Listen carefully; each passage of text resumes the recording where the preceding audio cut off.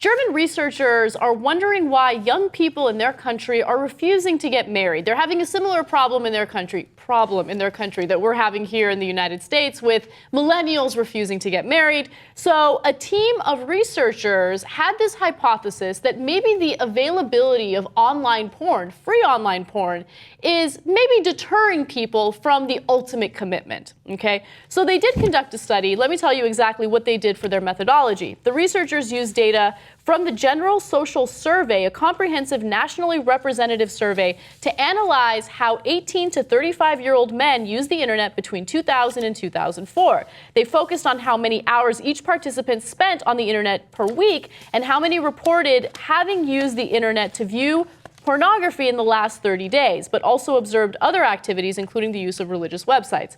Now, I should note that they did not find causation in the study, but they're like, this is a strong correlation, right? And I never know what that means. Like, it could just be a coincidence that, hey, more porn and less marriage, right? It doesn't mean that they're related, but it's happening at the same time, okay? Yeah. So, but here's what they found. They controlled for a bunch of different variables, because at first I was like, people aren't getting married because it's expensive. Why is that so difficult for people to understand? They controlled for all of that, okay? The researcher, Malcolm, adjusted for a number of variables, including age, income, education, religiosity, employment, and also other things that have been correlated with low marriage rates, right?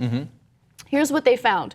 Broadly, higher internet usage was associated with lower marriage rates. That might be because people do more research when they're on the internet and they've decided that marriage is a bad idea. But pornography use in particular, I'm just joking, pornography use in particular was more closely linked to those participants who were not married than any other form of internet use. Including regular use of financial websites, news websites, sports websites, and several others. The opposite, for comparison, was true for religious website use, which was positively correlated with marriage. Now, I don't think that last part is surprising at all. If you are very religious, I mean, that's one thing that religion pushes on you on a regular basis. You got to get married, you got to procreate, you got to have a family. But the question now is, what came first, the chicken or the egg? It could be the case that if you're not married, maybe you don't have access to regular sex, and so you're spending more time on, porn. Who knows? They haven't been able to decipher that yet. I have some alternate theories.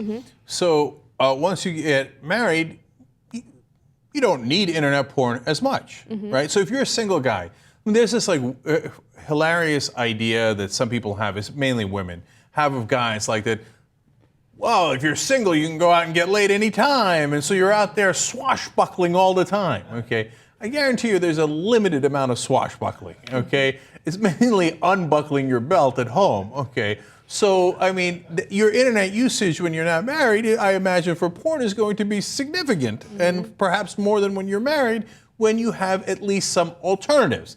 And also there's this romantic image of once you get married, it's nothing but the most romantic love with your wife at all times. Oh my, right?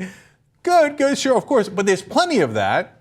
There's probably other stuff. But you're going to use internet porn less. Doesn't that make sense? When you're married. When you're married. Interesting. Right?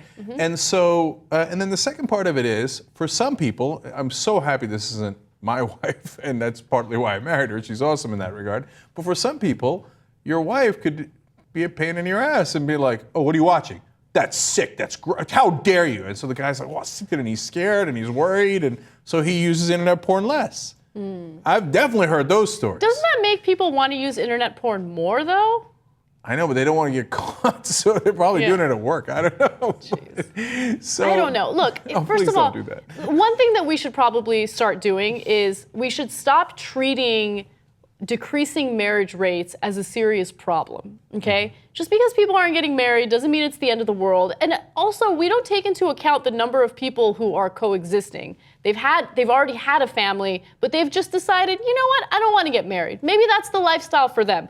Who cares? Let's stop getting involved in everyone's lives. And of course, some people will make the argument that, hey, it actually creates a better economy when people get married. No. What creates a better economy is when you actually strengthen the middle class and increase wages, which we haven't been doing in the United States. Excellent point. You're right. Like when you tell conservatives marriage rates going lower, their immediate reaction is, no.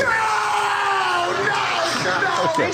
All right. And then if you add to them, hey, there's some research that indicates that might be because of porn, they're like,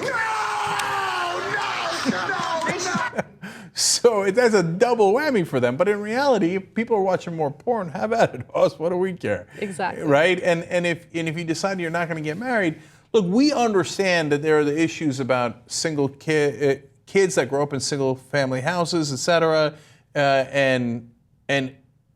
but the issue is that the single person taking care of them is not making enough money, as Anna said, because of flatlining median wages. In the old days that the conservatives love to celebrate, there was only one breadwinner, right? It was generally the guy who was, but they didn't need both people working to death, or having 2-3 jobs between them, right? They just needed one person to have one job, and the family was fine. Well, now that one job doesn't suffice because, inflation's gone up, et cetera. All these things have gone up, but our wages have stayed where they are. That's the real issue.